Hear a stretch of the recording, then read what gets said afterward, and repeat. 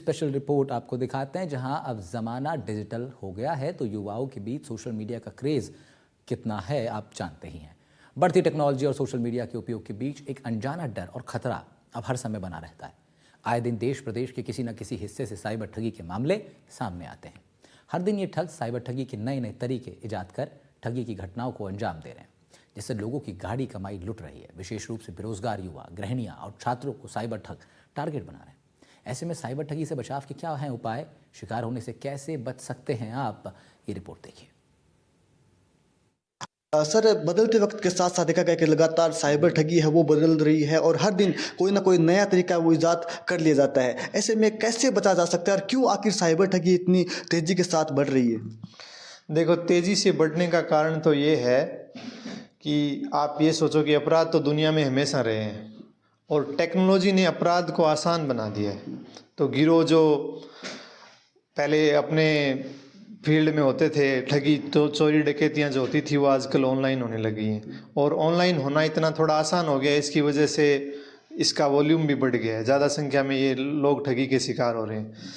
दूसरा बड़ा कारण अगर मैं मेरी नज़र में देखूं तो बेरोज़गारी भी इसका एक बड़ा कारण है मेरी नज़र में, क्योंकि युवा पढ़े लिखे हैं, उनको अच्छा रोज़गार नहीं मिल पा रहा है तो वो युवा बहुत सारे पढ़ लेते हैं लेकिन उनके भविष्य, उनको सपनों के अनुसार उनको रोज़गार नहीं मिल पाता है। ऐसे में वो फिर शॉर्टकट की तरफ बढ़ते हैं पैसा कमाने के चक्कर में। हाँ, शॉर्टकट यही है। देखो, ये मान लो समझो जुआ है, ये आईपीएल की वजह से बढ़ा है, उसी तरीके से ये वो भी एक बेरोज़गारी का कारण है।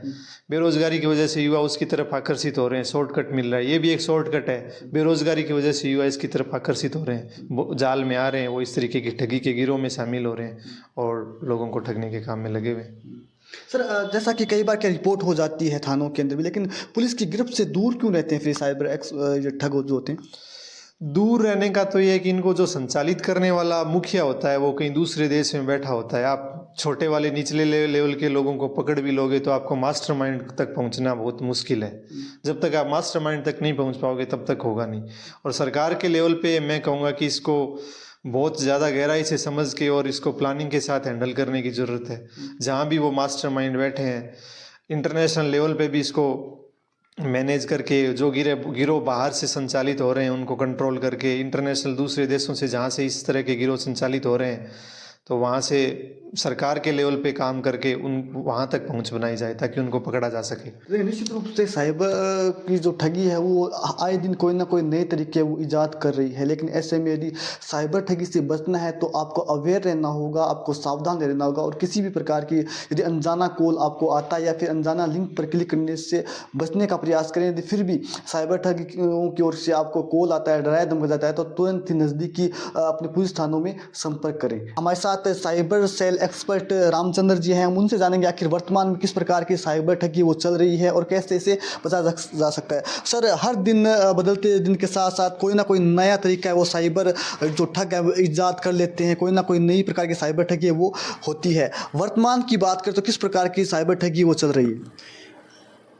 समय समय पर ठगियाँ, देखो साइबर ठग अपनी अपनी स्ट्रेटजी चेंज करते रहते हैं। वर्तमान में सबसे ज़्यादा जो युवा वर्ग है वो ट्रेडिंग में फंसते जा रहे हैं। पहले छोटा इन्वेस्टमेंट करते हैं, लालच में फंसकर फिर ज़्यादा इन्वेस्टमेंट कर देते हैं, तो इस प्रकार की ठगी ज़्यादा हो रही है।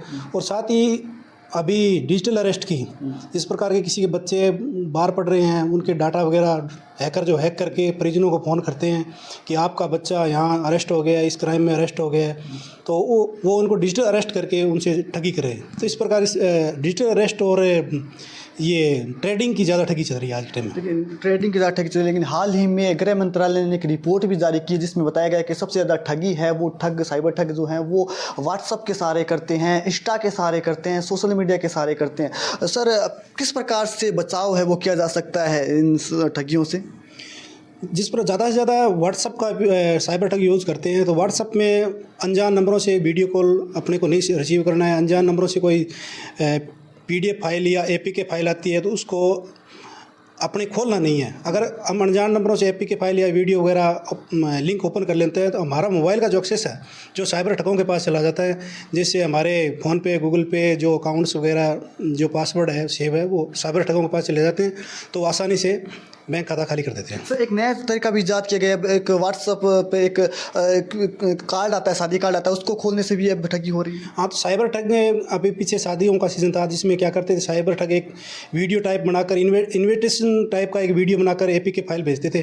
तो स्वाभाविक सी बात है, किसी पास कोई इन्विटेशन आएगा तो वो शादी का तो देखेगा तो वो ओपन कर लेगा, ओपन करते ही उसका मोबाइल हैक हो जाता है। और कि आप अलर्ट रहिए, अवेयर रहिए, यदि अनजान कोई लिंक आए तो उस पर क्लिक ना कीजिए, अनजान नंबरों पर यदि कॉल आए तो उस पर भी सावधानी बरतने की आवश्यकता है। यदि एक मौका पे यदि आपके साथ किसी प्रकार की कोई ठगी हो भी गई तो तुरंत पुलिस से संपर्क करें, और निश्चित रूप से यदि तुरंत संपर्क करेंगे तो शायद आपका बचाव है वो किया जा सकता है। जो आपके पैसे जो साइबर ठग उन्होंने खाते से निकाली वो भी वापस रिफंड है वो पुलिस करवा सकती है।